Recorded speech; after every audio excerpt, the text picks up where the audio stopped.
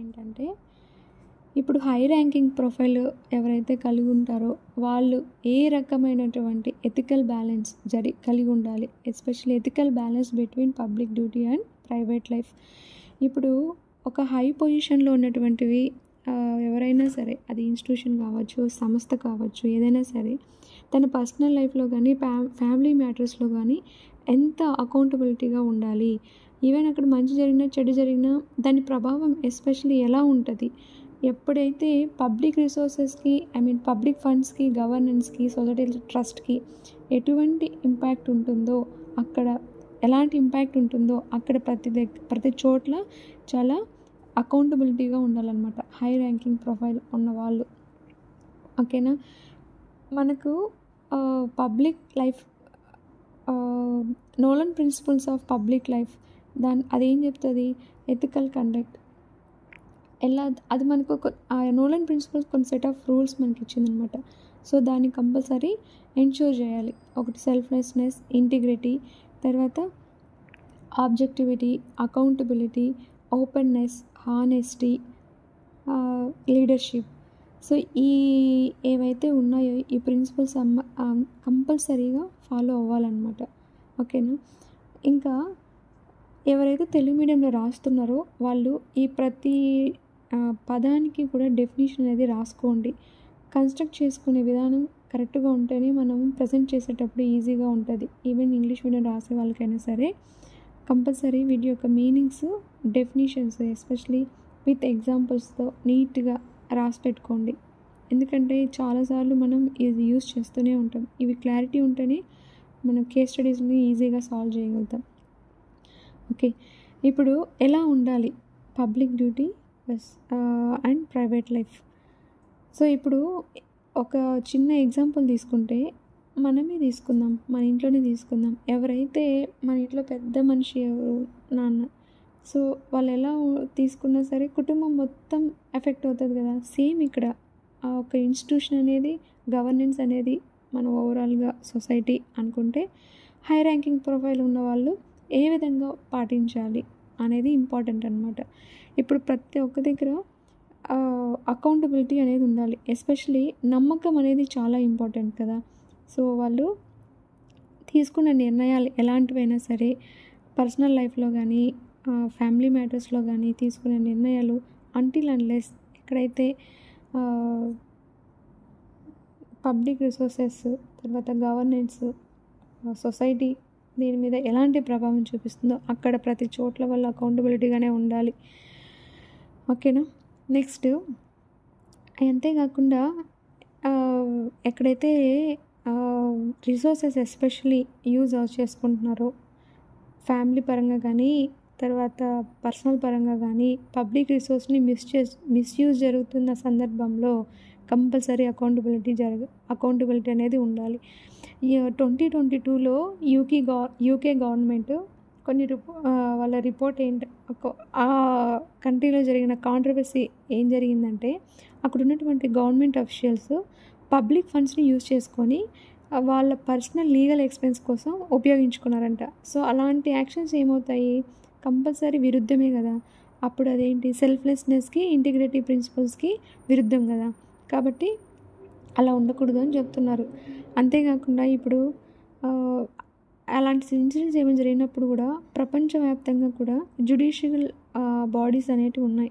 Compulsory monitor చేస్తుంది అనమాట ఆ ఎక్స్పెండిచర్స్ ఏం జరుగుతున్నాయి, ఎస్పెషలీ స్టేట్ రిసోర్సెస్ని ఏవైతే యూజ్ చేస్తున్నారో అలాంటివి. Next role model responsibility. Especially ఒక ఆదర్శవంతంగా ఉన్నటువంటి వ్యక్తి ఎవరైతే ఉన్నారో, ఇప్పుడు అంతే కదా, ఇల్లు గెలిచి రచ్చకెళ్ళాలి అంటారు. అలానే ఇది సేమ్ ఇంతే. ఇది ఇక్కడ ఇప్పుడు ఏమన్నా మనం ఏం చెప్తే అయ్యా ముందు నీ సొంతం ముందు నీది చూడు, తర్వాత వచ్చి దేశాన్ని ఉద్ధరించు అని అంటారు కదా. సేమ్ ఇక్కడ కూడా అంతే అనమాట.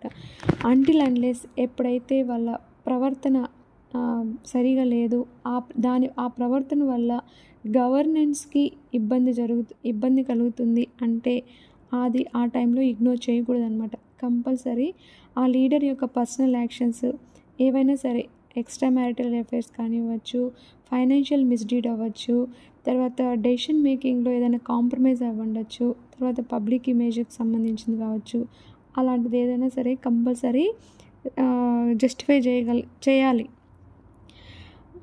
2019లో యూఎస్ఏలో ఒక హై ర్యాంకింగ్ అఫీషియల్ ఇలాంటి ఇన్సిడెంటే ఒకదాన్ని ఎదుర్కొన్నారనమాట. ఏంటంటే అక్కడ ఉన్నటువంటి పబ్లిక్ ఆఫీస్ని పర్సనల్ గెయిన్ కోసం యూజ్ చేసుకున్నారు. అది గిల్టీ కదా, తప్పే కదా అది. సో దానికోసం ఏంటి, అంతేకాకుండా వాళ్ళ ఫ్యామిలీ మెంబర్స్కి కూడా బెనిఫిట్స్ని అందించాలని ప్రయత్నించుంటారు. సో అది ప్రూవ్ అవడంతో ఆయన్ని రిజైన్ చేయమని అడుగుతారనమాట. ఓకే, హై ర్యాంకింగ్ ప్రొఫైల్ అఫీషియల్ని. సో అదేమవుతుంది, బ్రీచ్ ఆఫ్ హానెస్టీ లీడర్షిపే కదా. దానివల్ల ఏమవుతుంది, పబ్లిక్లో ఆ ఇన్స్టిట్యూషన్ మీదే కొంచెం చెడు అభిప్రాయం వచ్చేస్తుంది. దాని మీద అంటేనే అంత ఎఫెక్టివ్గా ఉండదు. ఇంకా అది ఒక రకమైన క్రియేట్ అవుతుంది కదా, అలా చేయొద్దు అన్నట్టు చెప్తున్నారు. అలా చేయకూడదు. నెక్స్ట్, కంపల్సరీ ట్రాన్స్పరెన్సీ అనేది ఉండాలి for governance. Even family members ఎవరైతే పబ్లిక్ ఫిగర్స్గా ఉన్నటువంటి ఫ్యామిలీ మెంబర్స్ అనేవాళ్ళు ఎవరైతే ఉంటున్నారో వాళ్ళు ఎలాంటివి మావోడే వాడు, నేను వాడికి కాబట్టి నేను ఏమన్నా చేయొచ్చు, ఏమైనా సరే డెసిషన్ మేకింగ్ చేసేటప్పుడు కూడా సరే ఇన్వాల్వ్ అయ్యి ఆ డెసిషన్ మేకింగ్లో కూడా వాళ్ళు రోల్ ప్లే చేసి, ఎస్పెషల్లీ ఫ్యామిలీ మెంబర్స్. సో అది రూల్కి అతిక్రమించి ఉండడంతో అప్పుడేమవుతుంది, ఏదైతే ఒక నిర్మించింటారు కదా అది కొలాప్స్ అయిపోతుంది అనమాట.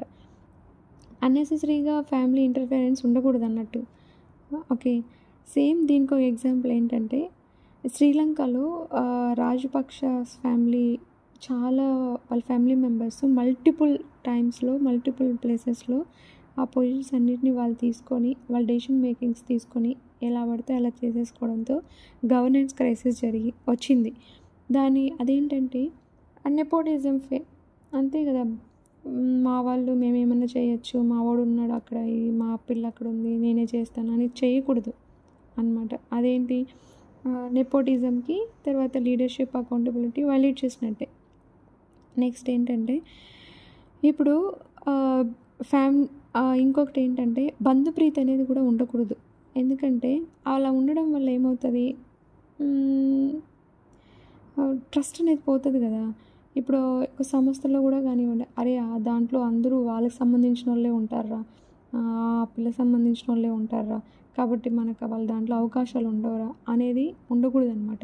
సో అలాంటి సిచ్యువేషన్ ఏదైనా ఎదురైతే కంపల్సరీ ఆ లీడర్ అనే అతను కంపల్సరీ డిస్క్లోజ్ చేయాలి. అలాంటివి ఏమైనా కాన్ఫ్లిక్ట్స్ వచ్చినప్పుడు లేదు ఇది పబ్లిక్ ఇంట్రెస్ట్ అందరికీ ఉంటుంది అనేది వాళ్ళు ప్రూవ్ చేయాలి కూడా.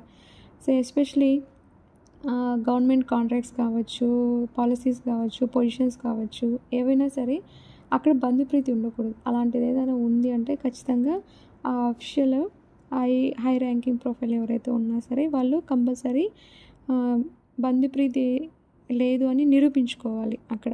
సో దానివల్ల ఏమవుతుంది, కాన్ఫ్లిక్ట్ ఆఫ్ ఇంట్రెస్ట్ ఉండదు, కూల్గా ఉంటుంది.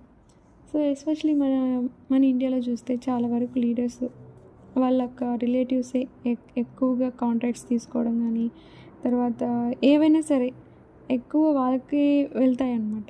సో అలాంటప్పుడు ఏదైనా కాన్ఫ్లిక్ట్ ఆఫ్ ఇంట్రెస్ట్ వస్తే ఖచ్చితంగా హై ర్యాంకింగ్ ప్రొఫైల్ ఉన్నటువంటి పర్సన్ ఎదుర్కోవాలి, అకౌంటబిలిటీ చూపించుకోవాలి అక్కడ. ఓకేనా. నెక్స్ట్ ఇంకా ఏంటంటే ఏదైతే పబ్లిక్ సెక్యూరిటీ తర్వాత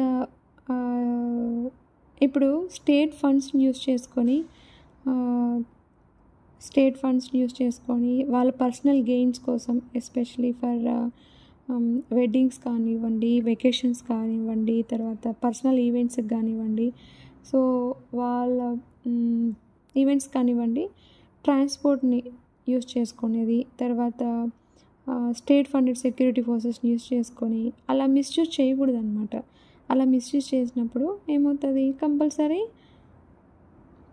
కాన్ఫ్లిక్ట్ జరుగుతుంది. కంపల్సరీ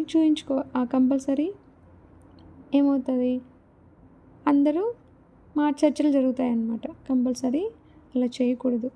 ఇప్పుడు 2023లో హై ర్యాంకింగ్ ఇండియన్ పొలిటీషియన్ ఏం చేశాడు, క్రిటిసిజం ఇలాంటిదే ఫేస్ చేశాడు అనమాట. వాళ్ళ ఫ్యామిలీ వెడ్డింగ్ కోసం స్టేట్ పోలీస్ని తర్వాత ఎయిర్ క్రాఫ్ట్ని డిప్లాయ్ చేసుకున్నాడు అనమాట. సో అక్కడ క్వశ్చన్స్ రైజ్ అవుతున్నాయి, ఓపెన్నెస్ కానీ అకౌంటబిలిటీ కానీ ఇన్ గవర్నెన్స్. అది అలా చేయకూడదు, అది అన్నమాట. నెక్స్ట్ ఇంకా ఎలా చేయాలి దానికన్నా ముందు ఇప్పుడు ఇన్ని డిస్కస్ చేసాం కదా.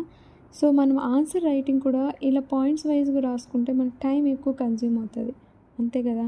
సో ఇప్పుడు అప్పుడు ఏం చేయాలంటే ఇంతవరకు ఏదైతే మనం ఎలాంటి ప్రభావం చూపిస్తుందో అనేది ఎలా చూసామో అవన్నీ కూడా చిన్న సర్కిల్ వేసుకొని చెప్తాను.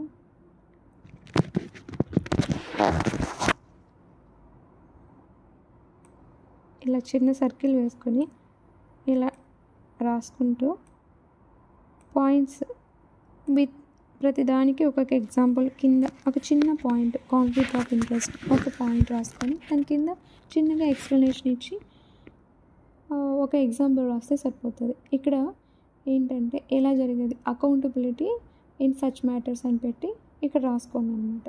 సో అలా చేయడం వల్ల ఏమవుతుంది, పేపర్ కన్జ్యూమ్ అయిపోతుంది, at the same time presentation కూడా ఈజీగా ఉంటుంది మనకు చేయడానికి. ఎప్పుడు ఈజీగా ప్రజెంట్ చేయగలుగుతామంటే మన బ్రెయిన్లో ఎప్పుడైతే కంటెంట్ దానికి రిలేటెడ్ కంటెంట్ ఉంటుందో అప్పుడు మనకు తొందరగా వచ్చేస్తుంది అనమాట ఆన్సర్. మన దగ్గర కంటెంట్ లేనప్పుడే కొంచెం ఆలోచించాల్సి వస్తుంది. కాబట్టి కంటెంట్ రెడీగా చేసి పెట్టుకోవాలి మన దగ్గర ముందు. Next balancing public duty and private life. దీనికి ఎలా రాసుకోవాలంటే ఫస్ట్ బ్యాలెన్స్ అంటేనే మనం ఒక త్రాస్ లాగా బేరీ చేసుకోవచ్చు కదా. ఇలా త్రాస్ లాగా ఒక బేరీ చేసుకుంటే ఇక్కడ వచ్చేసి public life, public duty and private life and family matters ఇలా పెట్టుకుంటే, సో ఈ రెండు కూడా ఉండాలి. కానీ ఎక్కువగా గవర్నెన్స్కి ఇంపార్టెన్స్ ఇవ్వాలి కూడా. కాబట్టి మనం ఈక్వల్గా పెట్టుకోవచ్చు, లేదంటే ఒకటి ఎక్కువ ఒకటి తక్కువగా అలా త్రాస్ వేసుకొని కూడా వెయింగ్ మిషన్ లాగా వేసుకొని కూడా రాయొచ్చు అనమాట ఆన్సర్స్. ఇక్కడ అలా లేకున్నా సరే 2 వెన్ డయాగ్రామ్స్ వేసుకొని 2 వెన్ డయాగ్రామ్స్ వేసుకొని ఇక్కడ పబ్లిక్ సో ఇలా పెట్టుకొని ఇక్కడ మాత్రం ఏవైతే బ్యాలెన్సింగ్ అంటే ఇంటర్సెక్షన్ అంటేనే బ్యాలెన్సింగ్ కదా. సో ఇక్కడ మాత్రం ఇలా కింద యారో మార్క్ పెట్టుకొని సో ఎక్కువ ఓవర్ సైట్ ఉండకూడదు.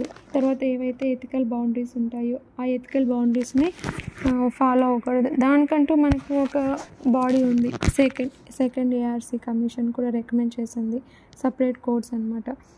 సో అన్నిట్లోనూ కూడా ప్రతిదీ ఇన్వాల్వ్ అవ్వాల్సిన అవసరం లేదు. ఎక్కడైతే ఎస్పెషలీ పబ్లిక్ గవర్నెన్స్కి ఇంపాక్ట్ చూపిస్తుందో అలాంటి వాటిలో కంపల్సరీ చూపించాలి. అంతేగాని చిన్న దానికి ఏం అవసరం లేదు, అలా ఇన్వాల్వ్ అవ్వాల్సిన అవసరం కూడా లేదు. తర్వాత రైట్ టు ప్రైవసీ అంతే కదా. ప్రతి ఒక్కరికి they deserve to privacy in there matters unrelated to governance. ఏదైతే గవర్నెన్స్కి సంబంధం లేని వాటిల్లో కూడా వెళ్ళి ఇది చూపించండి అంటే నో, అది కుదరదు అనమాట.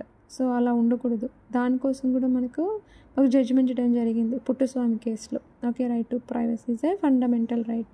So balance with public duty. Next transparency కూడా ఉండాలి. అదే చెప్పాను కదా, ఎక్కడైతే అవసరం ఉంటుందో అక్కడ కంపల్సరీ డిస్క్లోజ్ చేయాలన్నమాట. వాలంటరీగా వచ్చి కూడా డిస్క్లోజ్ చేయాలి.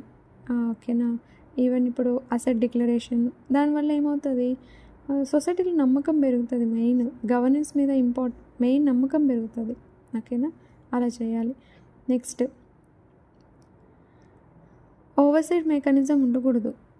ఎక్కువ అది చెప్పాను కదా, ప్రతిదానికి ఇంటర్వ్యూన్ అయిపోయి అలా అన్నిటికీ ఆన్సర్ ఇవ్వండి, అన్నింటికి అకౌంటబిలిటీ ఇవ్వండి అనేది ఉండకూడదు. ఎక్కడైతే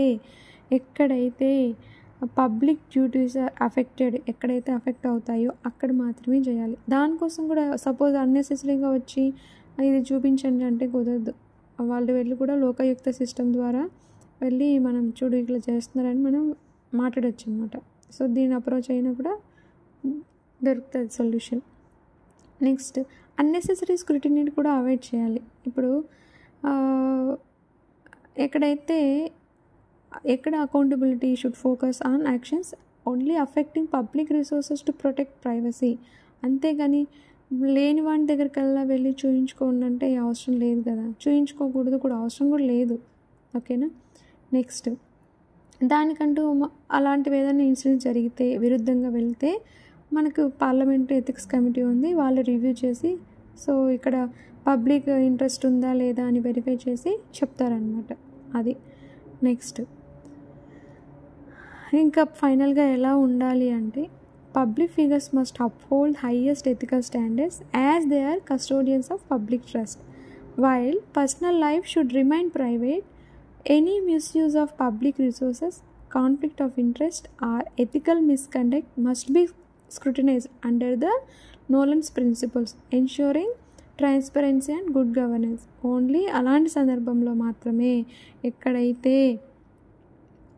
కాన్ఫ్లిక్ట్ ఆఫ్ ఇంట్రెస్ట్ ఉంటుందో లేదా ఎథికల్ మిస్కండక్ట్ జరుగుతుందో, అంతేకాకుండా పబ్లిక్ రిసోర్సెస్ ఎక్కడైతే మిస్యూజ్ జరుగుతుందో అలాంటి సందర్భంలో మాత్రమే అకౌంటబిలిటీ ప్రూవ్ చేసుకోవాల్సిన అవసరం ఉంటుంది under Nolan principles of public life. ఇది ఈరోజుటి ethics topic. Thank you for watching. తెలుగులో ఎవరికైనా కావాలంటే కామెంట్ చేయండి, ఈమెయిల్ ఐడి, నేను తెలుగులో వాళ్ళకి నోట్స్ నేను పంపిస్తాను. ఓకేనా. ఇది ఒక టాపిక్ అండి, public life versus ethical balance between public duty and private life అనేది ఒక చిన్న టాపిక్ అనమాట. దాని కింద మోస్ట్లీ నేను కవర్ చేశాను. ఇంకేమైనా పాయింట్స్ ఉంటే మీరు యాడ్ చేసుకోండి. Thank you for watching. ఎవరికైనా తెలుగులో కావాలంటే మాత్రం నాకు కామెంట్ చేయండి, నేను కంపల్సరీ మీకు తెలుగులో నోట్స్ పంపిస్తాను. ఓకేనా. ఆన్సర్ రాసేటప్పుడు మేక్ ష్యూర్ అండి ప్రజెంటేషన్ ఇంపార్టెంట్. సో ప్రజెంటేషన్ కూడా నేను ఫర్దర్గా యాడ్ చేస్తూ వస్తాను. ఇప్పటికీ ఈ క్వశ్చన్లో నేను 2 టైప్స్ చెప్పాను ఎలా రాయొచ్చు అని. ఓకేనా. Thank you for watching.